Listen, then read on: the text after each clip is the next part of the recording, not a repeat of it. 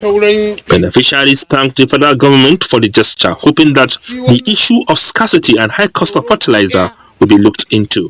Investigations carried out by NTA show that a bag of fertilizer cost about 30,000 naira.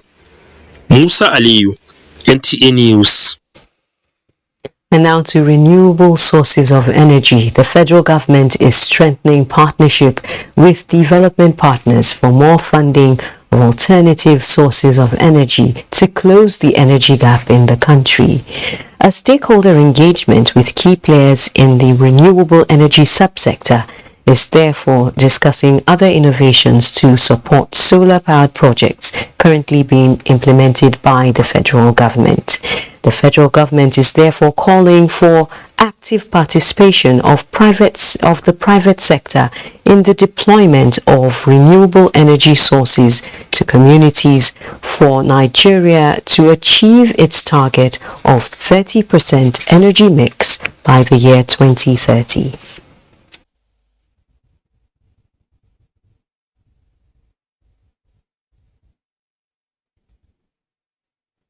This business of closing the energy gap and providing the solutions that we need in our everyday problems within the sector is a collaborative effort between ourselves, other stakeholders, private sector and development partners. So every country, and Nigeria is not an exception, has its peculiar energy access challenges. In a country with a very large unelectrified population like ours, efforts are targeted at closing the energy gap across the nation while improving the socio-economic status of communities through the stimulation of productive use.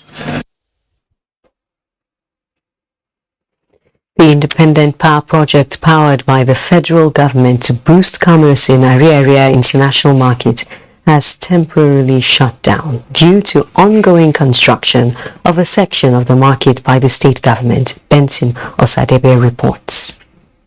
Many traders here in Abuja International Market heaved a sigh of relief when this power project was commissioned by President Muhammadu Buhari in 2019. The initiative was intended to reduce pressure on the national grid and provide steady electricity supply in Abuja Market and other adjoining markets such as the shoe manufacturing sections of power line.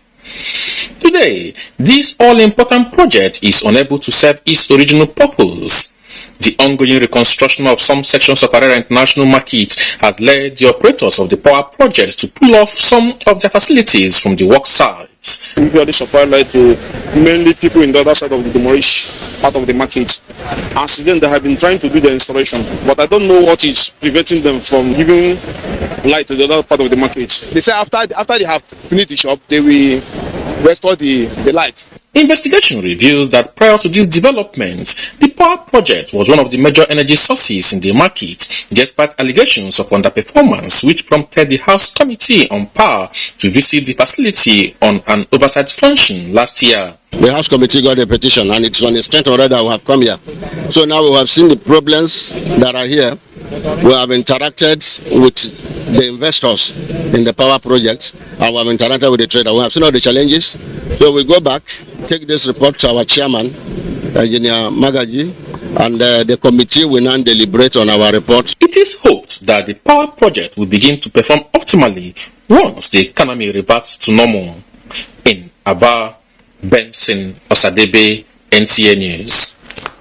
And on the security front, Ondo State Governor Oluwarotimi Akeredolu has signed an executive order for the installation and use of closed-circuit television and CCTV in all public and private institutions in the state.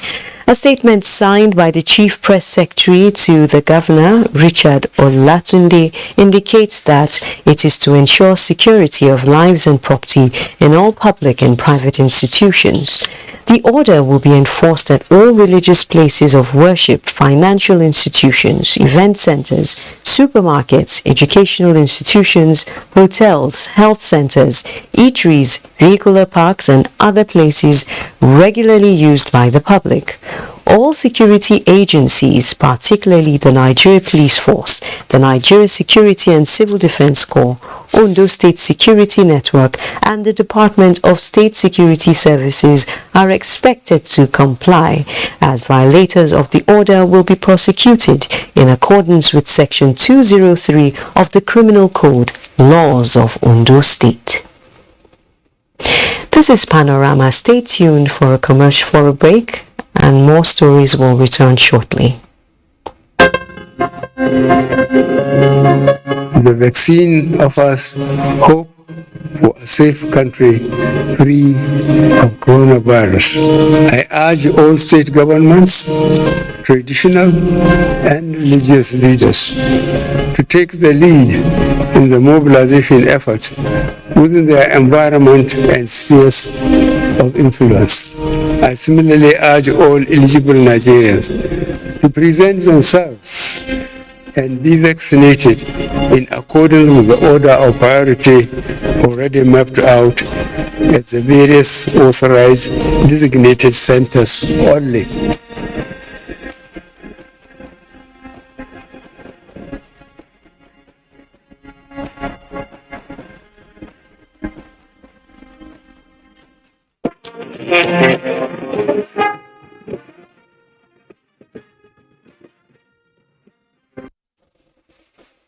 Thanks for staying tuned to News Panorama. We're talking substance abuse in Imo State, where the National Drug Law Enforcement Agency has restated its commitment to stemming the tide of drug abuse and illicit trafficking in the state, with State Commander Ruben Ape saying this to mark this year's World Anti-Drug Day. Loretta Rinzi reports.